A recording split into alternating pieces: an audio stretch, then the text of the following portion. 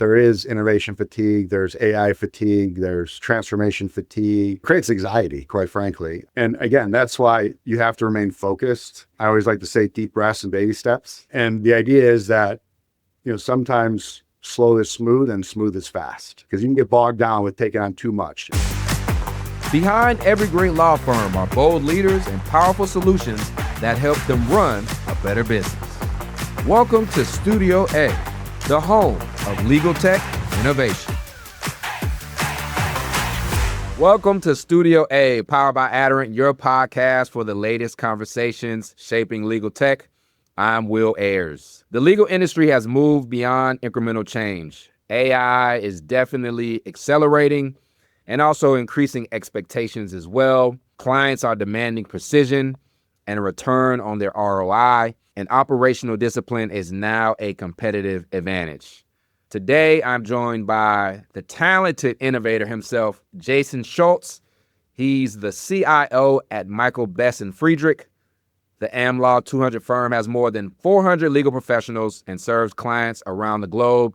In addition to that, they are known as one of the most innovative firms in the legal industry. So, on this episode, we will explore what leadership looks like when transformation is expected and it's not optional, and what separates law firms that are experimenting with technology from those that institutionalize it. Jason, thanks for finally joining us on Studio A. How are you doing today? I'm doing well. Appreciate you having me, and glad we were able to finally get these dots to connect. I know there's some scheduling hurdles, but big fan of the show, big fan of everything the A-team's up to, and happy to be here and be a part of this discussion. So appreciate it. Thank you. And we are a big fan of you as well. That's why you are on Studio A. So before we get started, tell us a little bit more about your role at Michael Best and some of the key things that you are responsible for at your law firm. Yeah, appreciate that. So per your intro, I'm leading innovation and technology at Michael Best. Kind of a cool story with the firm. We're 177 years old now, and really have grown the firm both from a talent perspective, from a capability perspective, but also just geographically. We now are spread across 20 offices in 9 states, and we're doing some pretty innovative things.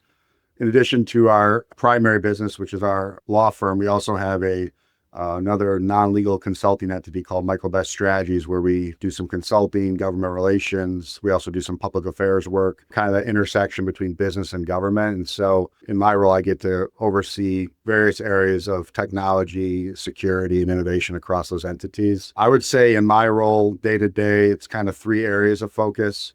The first being everything we're doing from a cybersecurity and data privacy perspective. So how do we enhance our security programs? How do we harden the environment? And how we make sure that we can instill continued trust and confidence in the programs we put together. The second area would be IT operations and infrastructure. So everything from our network to our enterprise application stack to custom app dev to how we support all those capabilities with inside the organization.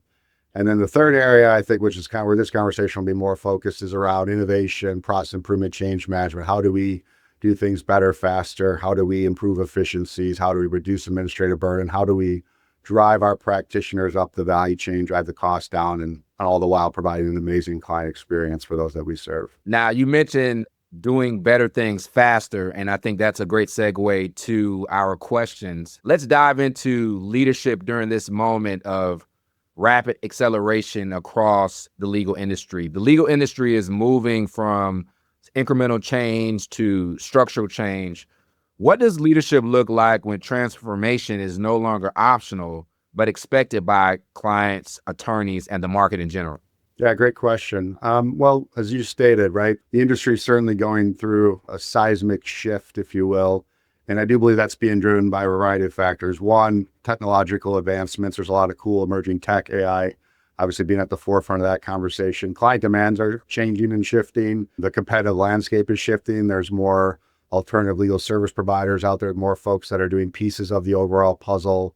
The talent dynamics are more competitive than ever. And then just the overall market pressures that we're facing in and outside the industry. And so it's not really optional. To your point, I think the question is structured very well. It's a must. Leadership must evolve beyond the status quo. And so how do you go about doing that? Well, I find the conversation on AI to be a fascinating one. As you know, it's not a new concept. This technology has been around in various forms, and we've been using it in narrow ways for many years. Although I do think the stage has been set as it relates to what Gen AI is doing and some of the new capabilities that have been developed as a result of that. And that's just a matter of timing. The computing power, having sufficient training data, all of that to be able to demonstrate these capabilities at scale is now readily available. And I feel that data proliferation is kind of fueling the boom. And so here we are, like it's disrupt or be disrupted. A few years back, I was trying to pull some folks along, and now they're kind of pulling me along a little bit. It's hard to keep up with everything that's going on. I do think, though, that AI will expose leaders who are thinking like machines. And if you think about certain areas of the work that we do as knowledge workers, there's some of it that is formulaic, or you could program it, right? It's database, rules-based, task-based, right? So there's an element of that the machines can do very well. And so, again, I think AI is going to expose the leaders that are tethered to that old way of thinking. I think the future is going to belong to leaders that are architecting, what is possible, the art of what is possible. I also think that because AI is moving so quickly, it's exciting, right? It can augment or amplify a lot of what we do, but that means it can amplify both your capabilities and also your dysfunction, right? So if your processes are broken, AI will help you fail faster. If your strategy is unclear, AI will optimize toward the wrong goals more efficiently. So I think we're kind of at like this threshold of a new leadership era, one where AI is going to expose the limits of that legacy thinking. Folks that are looking in the rearview mirror instead out the windshield. And it's going to be a first stop for any leader that, is able to say, hey, I need to be more self-aware. And there's opportunities here, like asking the right questions. Are we using AI to improve the past or to invent the future? Do we deploy AI to shrink the workforce or to automate yesterday's work? Are we trying to go about it a different way? Are we trying to augment human potential? Are we trying to pursue different outcomes, right? Are we trying to invent an entirely new business model? That, to me, those are like the exciting conversations that I could be a part of. And again, I think it requires people to really have to like reimagine. There's a quote I like by, don't hold me to this, but I believe the author is H. Nelson Jackson. And the quote is, you can't do today's job with yesterday's methods and be in business tomorrow. And that's kind of where we're at. That's where the conversation's at, right? So again, it's easy to stay in the past, but I don't think we have a choice. I think it's here, and that's going to require a new form of leadership, and a lot of things have to happen to get there. Unlearning, embracing the disruption, being in the game, and just accepting the fact that we're all experts in the making. I think there's a lot of folks on the sideline right now because they don't know what they don't know, as opposed to being curious, creative, leaning into the learning, failing forward, which is where I like to play. Now, there's a difference between adopting tools and building capacity or capability. At Michael Best, how do you ensure innovation? Because things are moving very fast at the moment in the era that we're in. Yeah, I think that's a good question. So adopting tools, typically when I think about adopting tools, that approach is focusing on like acquiring and using ready-made kind of off-the-shelf solutions. Like there's a lot of SaaS products out there, you subscribe to them, right? Or you're implementing like vendor-provided technology, has minimal configuration or customization. So, when I'm adopting a tool, it's like speed, right? They're quick to deploy. There's typically lower upfront risk or cost. There might be less internal effort to actually get it out there into the ecosystem. The integration complexity might not be there. Even the adoption challenges themselves might be fewer and far between. And so I think about that, like when I think about adopting tools, we certainly have a lot of tools in our toolkit, right? So we are adopting tools. But when I think about like building capability, like that to me is more part of a longer term strategy. Maybe there's a roadmap involved, like where you're really looking at maybe more disruptive innovation versus more incremental innovation. Slower to start, there's going to be an investment in people. You might have to hire people. You might not have the skills, on the current bench. You might have to re-engineer or develop a process. There might be infrastructure pieces that you need in place. So it's like a slower start that maybe has more experimentation, iteration. Oftentimes, when I think about building capability, there's also controls that need to be in place. If you think about it from a compliance perspective, having the right governance models in place, integrations, when you're doing these big, investing in big platforms or making big shifts in how you're approaching your technology stack, you have to think about, larger integrations. You have to think about long-term ownership. So it's not just like the initial release, but how do you continue to enhance it, make it better, optimize it. And then ultimately, I think the outcomes are different. How you measure those outcomes is different than like we turn on tools all the time because it's a cost of doing business. Whereas if we're trying to do something more disruptive, we very much are looking at the outcome and how we're managing and measuring, the return on those larger investments.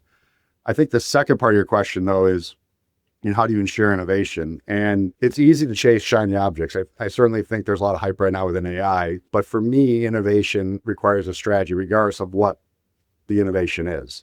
And I always have defined innovation as applying novel solutions to meaningful problems in order to create value, right? So if you just look at it, people think when they deploy technology, they're innovating, right? Or I love the when people say innovation's the light bulb. It's the idea. It's not the idea. And it's often not just the technology. Technology itself solves nothing.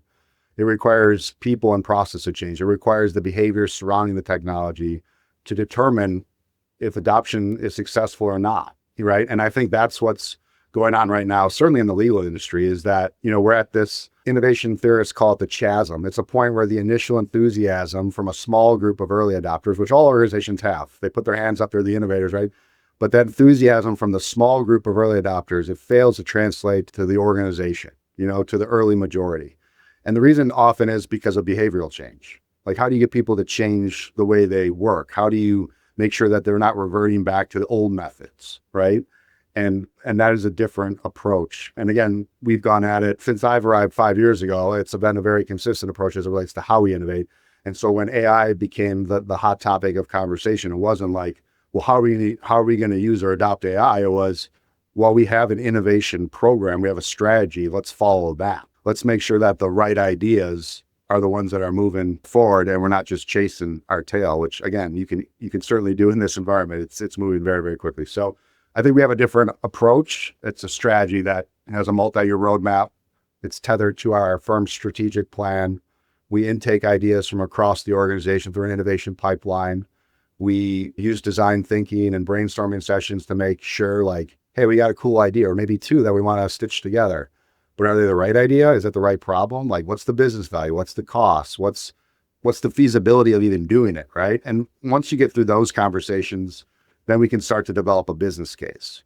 And the business case has to be sound because you're going to come back to it, as you get further along on your journey. We get those business cases. We have a lot of conversation within our innovation council, which again is a cross section of the firm. And then ultimately we fund our strategic program portfolio very much like an entrepreneur would seek funding from a venture capitalist. It's a portfolio that stands on its own, separate from just the core IT operating budget. And once we fund it and activate it, it's all about monitoring progress, reporting on success and failures, and tracking the outcome. And then just, again, iterations. The whole idea, I'm a big believer that done is better than perfect. And so sometimes you just got to get things going. You got to get the feedback loop going, and then you can make changes from there. Now, you talked about strategy. Let's lean into that a little bit more. As AI accelerates, how do you balance urgency with operational discipline, especially in areas like financial systems and client data where precision really, really matters? Well, it's very hard to do. So like I mentioned earlier, Will, I think we are still dealing with the hype cycle. I think there's a lot of noise in legal tech right now, and it's very, very challenging, I think, to find the winners. The other challenge is I don't think the hype necessarily matches the reality with regards to the effort it takes to be successful. So if I look at just how the legal tech ecosystem has grown, the amount of outside software companies that we have to try to evaluate and ultimately manage, it's skyrocketed. And so the complexity of the technology procurement process, trying to support all these various technologies and applications, trying to architect data integrations, and then all the while providing a seamless user experience, it's more challenging than ever. So, one of the things that we do to make sure that, we're making the right decisions is you got to start with the 3 whys, which is, again, going back to our innovation strategy and how we approach identifying problems. The 3 whys are, why should we do anything? Why should we do it now? And why should we do what's being proposed or recommended? And once we get through that, like I said, you got a business case. But even once you get there, you still have to look at the overall structure of the organization, like people. Is your team prepared? do they have the capabilities necessary to make the transformation successful? Because again, a lot of things we're talking about with AI, it's not about the technological capability, it's about human adaptability. And so you need to make sure that the people piece, is in a good place. Like the power of these tools is only good as the people that wield it or don't wield it, right? So the cultural aspects, cultural adoption, the change management, which you mentioned earlier, that's a big piece that ensures that you get, trust up front, you get buy-in, and then you can sustain that momentum. Also the process, are you identifying the right prompts? You can't throw AI at everything, which I've heard suggested in a lot of peer groups that I'm in and some events that I've attended. You cannot automate a bad process. You got to redesign it. So sometimes you have to start there. Like, what is the process? Do we have a process? Do we have a process that's documented and understood? Is it being applied the same? Whether it's the right process or not, let's start with the fact that we have a consistent process that everyone understands. From there, you can look for opportunities to augment or amplify. And then the technology piece is very important too, because you don't always need to go and buy something new. Sometimes you already may have that capability in your portfolio. And if you do, you should really look at the incumbent technology, right? Is that provider releasing new functionality? Are you tied to their roadmap? Do you know where they're going? Because sometimes it might just be waiting a little bit, right? As opposed to going and buying something new and adding it on. And the other piece to everything that we're doing too, which I think Adder is way out in front on, which I'm a big supporter of, is like the fundamentals. Like one of the biggest challenges a lot of firms are facing today, it's not a lack of data. It's a lack of usable, well-structured information that can truly drive these outcomes.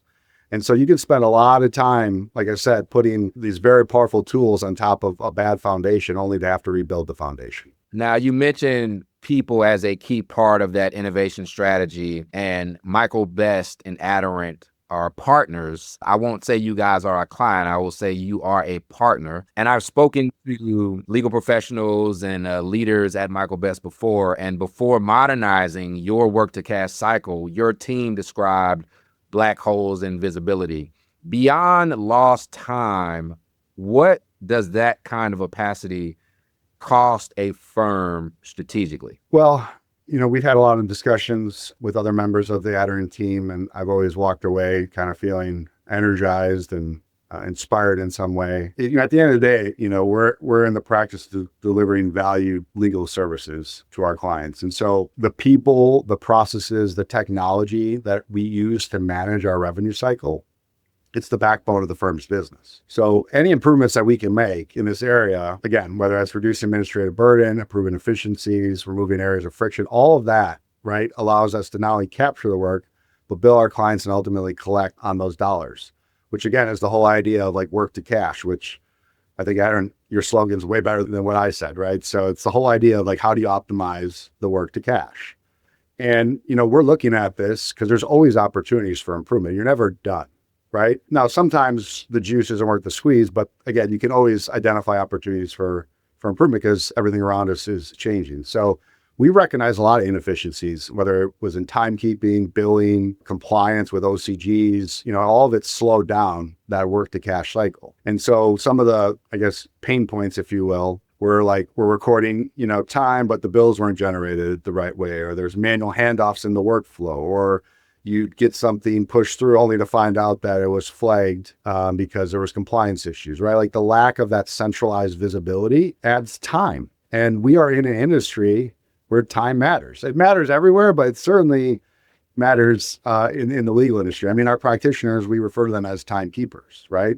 And so when you have limited visibility, or if you have multiple systems or processes that have to be run a certain way, there's a lot of room, a lot of variables, a lot of room for error. And so when you have limited visibility, I think you have essentially an environment where you have impact blindness. You lose time, increase administrative burden, the client experience, is that optimal, right? And things aren't happening smoothly. Could be a revenue linkage.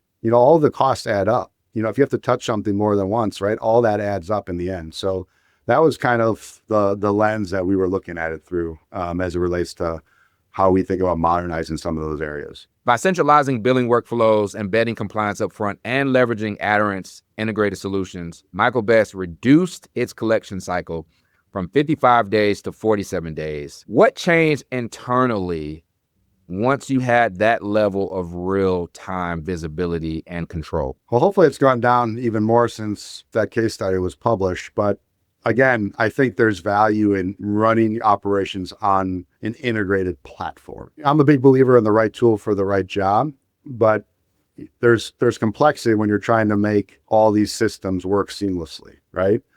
And so I do think there's value in the integrated kind of work to cash platform suite of capabilities that Adderant offers the market. So when I think about some of the things that have changed, well, we are subscribed to iTimekeep, which again is simplified and streamlined time entry for practitioners. And there's a ton of administrative burden in capturing time.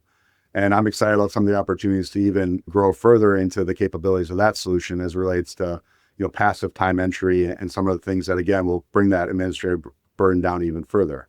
OCG compliance. We subscribe to OCG Live, which again has ensured that bills met our outside counsel guideline requirements up front before pass this stuff downstream, have to deal with a rejection, right, and start the process over. It's like if you don't have time to do it right the first time, do you have double the amount of time to correct it when it comes back? It's like that whole conversation, right? And then Bill Blast, has become a real anchor, I would say, in transforming billing into a more centralized, automated, transparent process. We used to have to go to all these different portals. It was a little bit of a mess. And I think with Bill Blast, our billing team has been able to reduce, or in some cases, eliminate a lot of the manual tasks.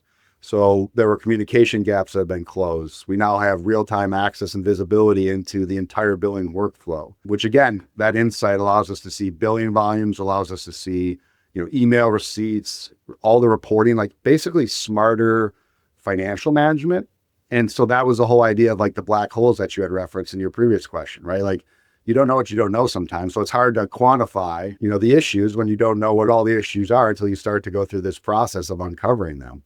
And so again, I think now with that visibility, we have more control, and essentially it's our ability to audit and report on it and ultimately get paid faster, which is very, very important in our business. Getting paid faster is very important. How did improved financial visibility impact leadership decision-making, particularly around the investments that you make at the firm, bringing in new talent and innovation priorities? Well, again, I think the visibility, it allows us to be, I would say, more informed, to be more proactive, to make strategic decisions. It's really the shift between decision-making that was reactive, that had a lot of guesswork, to proactive, data-driven decisions. And I really am a big believer in that. Like without data, everyone has an opinion. Data can cut through, some of those conversations and again, it enhances the decision. So if you have that visibility, you're able to evaluate investment opportunities more rigorously. You're able to assess the returns. You look at cash flow implications, basically making sure that you're making decisions that are aligned with the overall financial health of the organization. That is ultimately the outcome of that. AI only works when ownership is shared. So let's talk a little bit more about AI and some of the things that you guys are doing at Michael Best as it pertains specifically to AI. What does true co-ownership look like at Michael Best when it comes to AI? Because I'm pretty sure your teams are working together across departments. So can you talk about that a little more? So at the end of the day, we are focused on driving our practitioners up the value chain and ultimately reducing the cost of fulfilling those legal services. We're really shifting from selling legal services to selling legal solutions as a result of what we're going up against here. You can't go at it alone. This can't be some siloed approach. It can't just be coming from the technology team or one practice group. It really requires a cross-section of the organization. It requires us all to level up together. And so I would say, several years ago, we were having discussions around the approach, the strategy, like how do you make sure that you are working together? How you mentioned co-ownership, like what does that look like? It's not any one person or one team. It's everyone rowing together. So our approach to that was creating an AI center of excellence where we could essentially identify team members to participate in a cross-functional team that would ultimately influence, the direction. And the idea there was like get diverse perspectives, views, experiences, right? Like how do you position the organization to make sure that we're harnessing the collective knowledge, creativity, curiosity? Well, you can only do that when you're tapping people from around the organization as opposed to any one group. And so that center of excellence is kind of how we took our strategy forward. And again, it's a dedicated center. It coordinates our efforts across the organization. It helped us unify around our vision and made sure that we had consistent and efficient communication across all the stakeholder groups. We used the Center of Excellence to set standards and develop processes and our acceptable use policy. We also use that group as it relates to managing existing relationships with whether they're vendors or partners, or, potentially bringing on new ones. Also, it's a group that helps us continue to identify opportunities within our own team where we need to, augment or amplify the folks that are helping us kind of drive this strategy forward. So you got to bring everyone together. Innovation typically as a result of collaboration. And that's something that we believe in very strongly at the firm. And it's something that we've used to kind of move forward on the AI front. There was a AI conference that I actually attended a couple of weeks ago, and the main theme was AI being more integrated into workflows. And I think that over the past 2 years, AI's kind of transitioned from surface level automation to being deeply integrated into core systems at businesses. How do you distinguish between surface level automation and embedded intelligence that's deeply integrated into the workflows or the ecosystem at your firm? Great question. So I guess how I would think about it is surface level automation, again, that's been around for a while, right? Typically, you can use tools like basic robotic process automation, RPA, right? Where you have a scripted workflow that can handle repetitive, predefined tasks that are based on fixed rules. A lot of the processes, documented or not, are right for surface level automation. Like if X happens, do Y, right? Those surface level automations too are often bolted on. They're like an external layer to something that maybe a core system. When I think about embedded intelligence, I think about, even like AI, like deeply integrated into core applications and workflows where it's operating natively where the work occurs. And there's technologies that we're using. I know that Aderant is using to deploy your solutions, machine learning, natural language processing,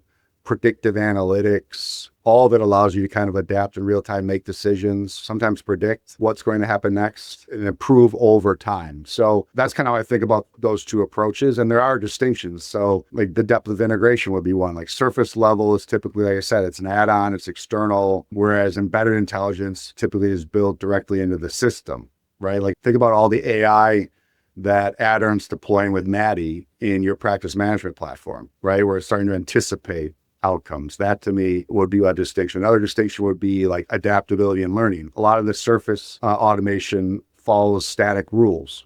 And a lot of it doesn't even evolve without some form of human intervention or manual reconfiguration, whereas some of the embedded intelligence learns from interactions, patterns, exceptions, right? It gets smarter over time, which is exciting. And another distinction I would call out would be like the scalability and efficiency. So sometimes surface automation can give you like a temporary lift or create a little bit of bump, whereas embedded intelligence, is something that you can scale over time. You can optimize resources and ultimately drive long-term productivity. So there's room to do both. I think it just comes down to like, what problem are you trying to solve and what tool do you need to solve it?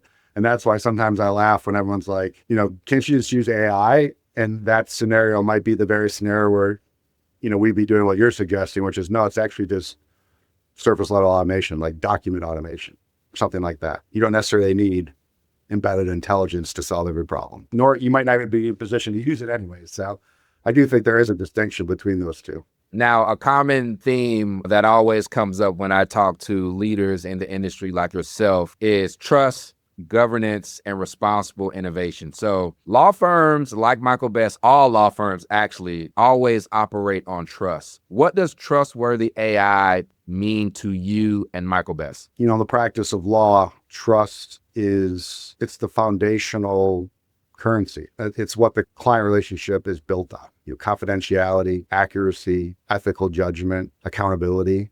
Like without it, there is no practice of law. So to me, trustworthy AI means systems and how those systems are used. It needs to preserve and demonstrate and reinforce like that core professional obligation rather than undermine it. And it goes way beyond like the technical performance or speed. It requires AI to be deployed in ways that align with the non-negotiable pillars of the practice of law. So we talk about rigorous governance. We talk about, make sure that you can audit it, permissions, controls, all of it. Like how do you govern the human elements of it? Like that is a big piece of it. So the components of trustworthy or responsible AI, there's many, but a few that stand out The first would be your governance and policy framework. Like, do you have clear firm-wide policies that define acceptable use, that communicate what is acceptable and what applications are prohibited? Is there an approval process? And then how do you manage the ongoing oversight of what's happening in the environment? Another would be, I mentioned like auditability, like the transparency of what it is you're using, right? You have to be able to audit that. You have to be able to understand how the technology came to that outcome. What was the data that was used? What was the reason? What was the logic? Like the explainability of the output. And I would say a lot of the discussions early on with a lot of the niche legal tech providers, we couldn't get past that. We couldn't get past explainability. Like, explain to me how this, like, give me a model card, like, help me understand this. So that's a big piece of it, because you have to understand, like, this technology is a mirror of humanity right now. So there's going to be issues. There's going to be errors. There's going to be bias. There's going to be hallucinations, all that. But as long as you understand it, you can manage to it. But you have to have that level of transparency and explainability. Another big area, everything we're doing today, I don't care what area of the business it is, I don't care what the solution does, you have to start with security, information security, data security. It has to be security by design. The state of the cybercrime landscape is so volatile, and it's growing at such a fast rate that if you can't innovate safely and securely, you just shouldn't do it. You know, like, the stakes are too high. We have a pretty thorough vendor assessment and audit that we do to even let some of the providers into our environment, looking at access controls, looking at identity management, looking at, you know, all their documentation, looking at data encryption. Like, there's a whole long list of things that we have to get through just before we even pilot something. That's a big piece of it. And then ultimately, I would say, you know, the accountability and the requirements around ethical alignment. Ultimately, the attorney is responsible. You can't shift the blame to AI did it. So you have to understand it, and you have to audit it, and you have to be able to explain it. And we need to make sure that we are putting our practitioners in a good place to do that. Now, AI is augmenting a lot of daily tasks for legal professionals around the world. Where do you see AI augmenting professional judgment, and where must humans remain in the loop? Because that's a huge topic every time I talk to someone. I think you're absolutely right. I think we are right now moving down a path where we are simultaneously enhancing productivity, efficiency, accuracy, scale, but we're also kind of destabilizing, you know, the industry as we know it, right?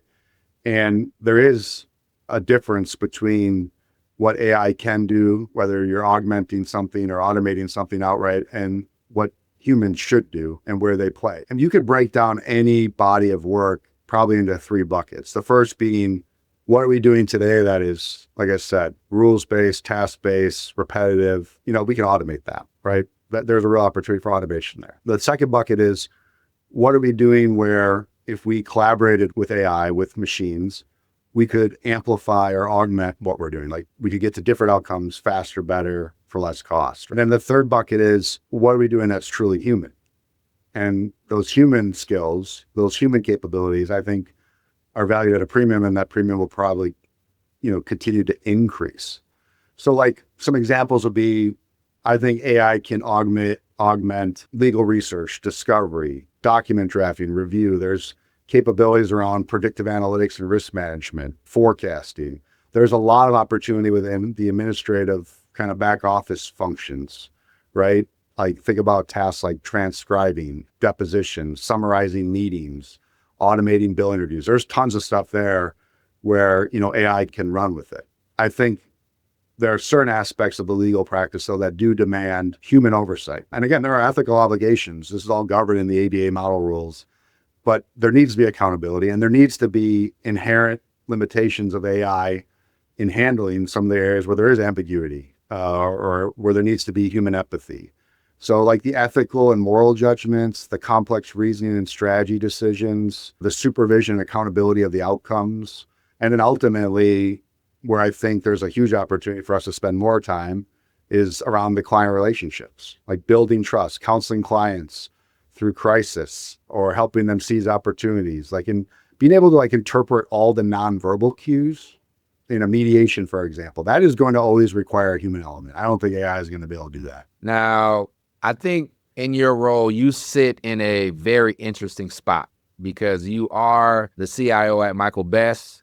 technology is moving fast, but I would say maybe the legal industry overall as an institution doesn't necessarily move at the same speed, I would say. But I think that firms don't have the luxury of a 5-year transformation cycle anymore either. How has that changed your change management approach as a leader? I think I spend most of my day selling change, telling stories, negotiating, debating, helping expand the imagination of folks that, have the curse of knowledge because they've been very successful doing what they do a certain way for a very long time. It's hard to disrupt something that's still working today. Comfort is ultimately the enemy of change. If you want to grow, you got to get uncomfortable. How do you do that? A couple of things that stand out. One is just the technology itself. Like a lot of organizations, certainly a lot of firms, all their technology is rolled into one operating budget, right? So the innovative strategic initiatives don't necessarily stand out. They're bucketed in. Now you can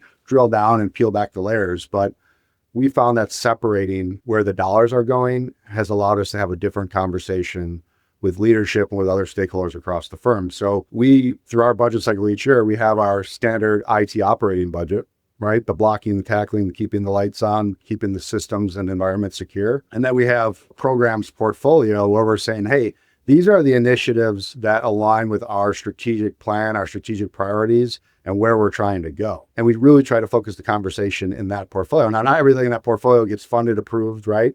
But the idea is we're having a very focused conversation on the initiatives, programs, and technologies that are moving the needle versus the ones that are keeping us operational. Those are two, to me, very different conversations. You also have to make sure that you're managing the outcomes and you're telling that story over and over and over again. It all starts with a sense of urgency. We talked about the 3 whys early. You get through that, right?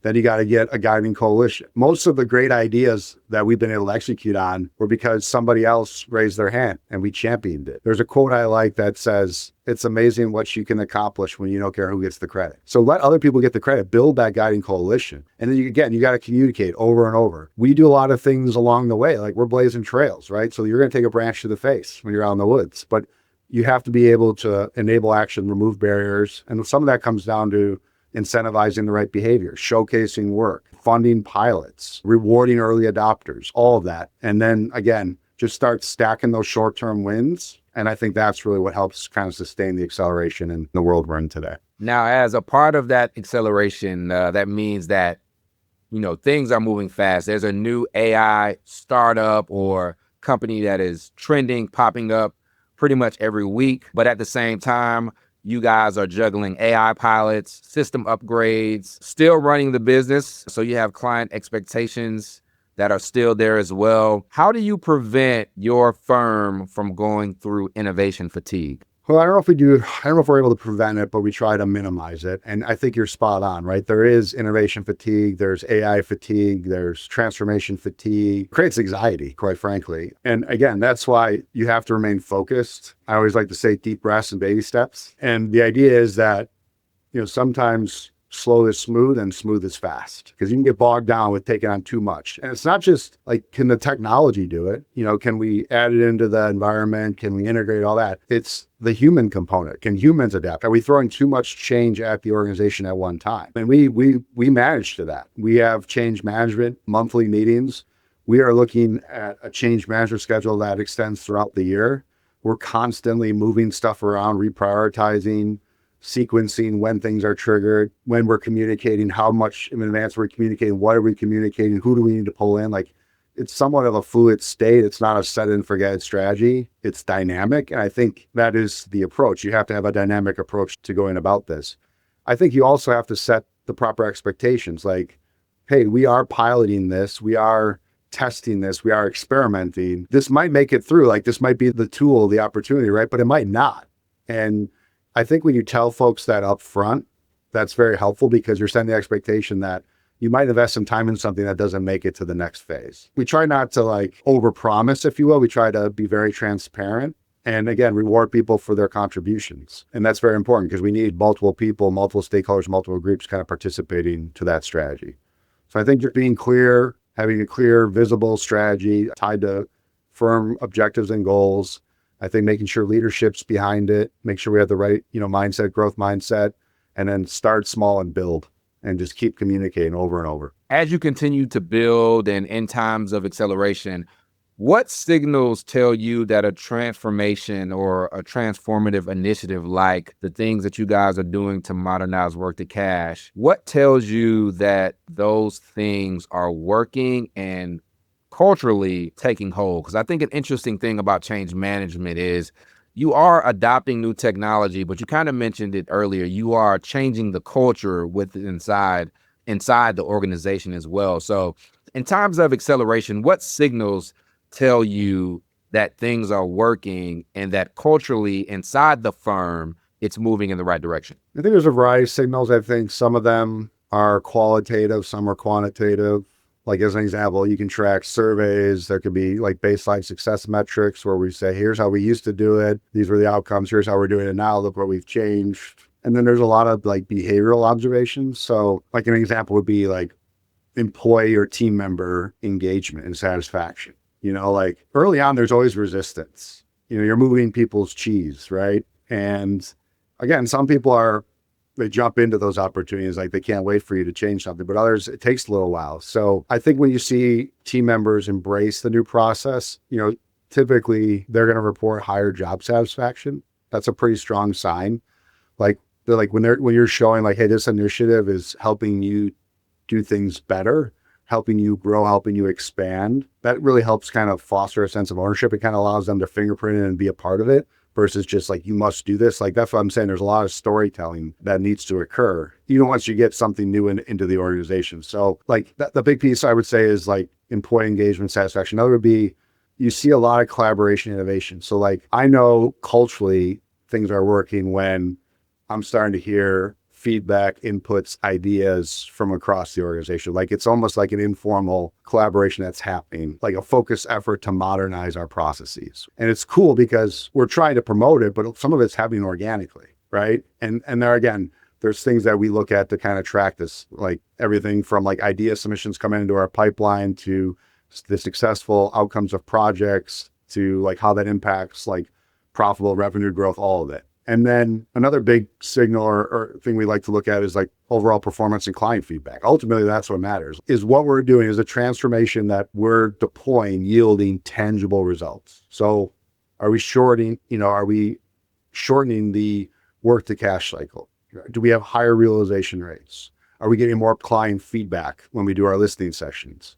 All of that, I think, really kind of helps kind of support the conversation. Now, before we wrap, let's zoom out a little bit because we zoomed in on Michael Best, but we're going to zoom out just a little bit. Michael Best is one firm, but the pressures you're navigating are industry-wide. If you zoom out beyond Michael Best and look at the legal industry as a whole, 5 years from now, what will separate the firms that truly transformed from the ones that did not? So I think we're going through a very interesting period in human history, and we've experienced this before, but I think the pace of change that we're experiencing now is, a multiple of whatever we've been up against in human history. So when I think about the practice of law, it's hard to ignore how similar AI technology is to not everything that legal practitioners do, but a good portion of it, right? Like it is and will directly impact the business model and all the economics around the industry. And so we're already seeing it. When you look at some of these tools and what they can do and what they did yesterday and what they can do today, the marginal cost of a lot of foundational legal services, whether that's diligence, drafting, legal research, document summarization, like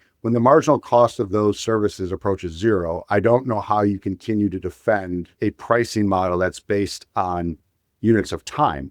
That's not to suggest that the billable hour will go away. I think the billable hour will be a part of the overall fee structure, but there needs to be other fee arrangements that need to be offered. And it's really going to come down to a conversation, collaboration with the client. Right now, we are very much tethered to the billable hour. All the success metrics, the productivity metrics, everything that's incentivizing the behavior of a practitioner is tied to that. So I feel like today leaders are faced with like these impossible choices. Do you adopt AI and then hours fall, which your revenue falls, right? If you do go make it up, or do you resist it, which again, there are firms that are resisting it. I think clients are going to defect at a faster rate because there's going to be cheaper competition that can do the same thing. So the entire business model has to be transformed. The economics have to shift to outputs, like valued outputs, not billable hours. The revenue increases need to be based on more outputs, not more hours. I think attorneys that are using AI will replace attorneys that are not. Attorneys that are using AI are going to scale their practices because they're going to be improving models, workflow, not adding more people. And when you start to look at that level of disruption, we should experience higher margins. We should be able to get more predictable outcomes. We should have a more efficient service delivery model. And ultimately, that has to be a better customer client experience, right?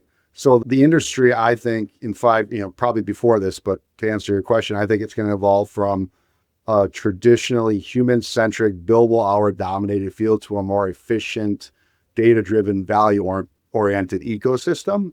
And I think good lawyers in the future are going to be delegators and leaders, not just document producers and experts. I think that is ultimately the big shift. And, I think the firms and leaders that understand that this is a mindset shift, that they understand that we now have intelligence on tap, and that's disruptive, but that's also very exciting. Like, abundance creates new work. We're so busy right now chasing urgent tasks that we never get to the important work sometimes, right? It's like we're working it and not on it. So I think leaders that are asking the question today of like, what problems could you solve with 4x, 10x, 100x growth of intelligence? Like, what could we do with that? To me, that's the questions that we should be asking today. We should be looking at the fact that a lot of the routine hourly tasks can be automated. And what does that mean to firm economics? How do we shift attorneys from being like the firefighters to being strategic partners? And then all the while, I think the very clients that we serve, right, the in-house legal departments, they're having the same conversations and they're going to absorb more. They're going to absorb more work. And so we need to be, as outside counsel, we need to be prepared for that. We need to help our clients get there before they realize they need to. We need to change the value proposition. We need to work collaboratively with them in scoping work, scoping matters, coming to reasonable pricing agreements. We need to do this, with them and not to them. I think those are some of the things I think about or how it's going to shake out. And I think the firms that figure that out give me a ton of growth potential. Because think about this too. If AI does what everyone's suggesting, there's going to be a lot of economic growth. Well, if the economy continues to grow, there's going to be a lot more opportunity to provide legal solutions. Now, the number of organizations, number of firms providing those legal solutions might go down, but I think the overall portfolio of work or the overall size of the pie, I think is going to continue to grow. So the firms that are failing fast, learning fast, that are changing kind of the culture, that are leading and prescribing the change as opposed to waiting for people to opt in and volunteer, I think those are the ones that are going to make it. The ones that are disrupting versus waiting to be disrupted. Well, Jason, thanks for an incredible conversation. As you know, I'm a huge fan and I was waiting for this conversation and it definitely delivered. I'm a fan of all of the amazing things that you all are doing at Michael Best, and no doubt about it, you are one of the top innovators and voices in our industry. So I appreciate you taking the time out of your busy day schedule to stop by Studio A, and I definitely look forward to having you back on again. Hopefully, I can get an interview with you at Momentum 2026. Yeah, I would love to do that. I'd love to continue the conversation and appreciate the time, appreciate the feedback. And like I said, I'm a big fan of you, the Adder team, everything you're all doing. I think there is something to be said about strategic partnerships and not just vendors selling solutions. And I've always viewed Adder as a strategic partner. I think you're making the right moves. I think the market position, the growth trajectory, how you're innovating, where you're innovating makes a ton of sense. And we're just happy to be a part of that journey and to be a part of that collaboration. So appreciate the time. And we feel the same way, Jason. Awesome. Have a great day. That's Jason Schultz, CIO at Michael Best. In the AI era, experimentation is easy, but institutionalizing change is hard. But one thing is certain, the law firms that win will build integrated ecosystems. If you enjoyed this conversation, you can check us out on all major streaming platforms, Apple Podcast, Amazon Music, Spotify, and YouTube. Thanks for tuning in to Studio A. Thanks for listening to Studio A. For more from this episode, visit Adderant.com. Be sure to subscribe so you never miss a beat, and we'll see you next time in Studio A.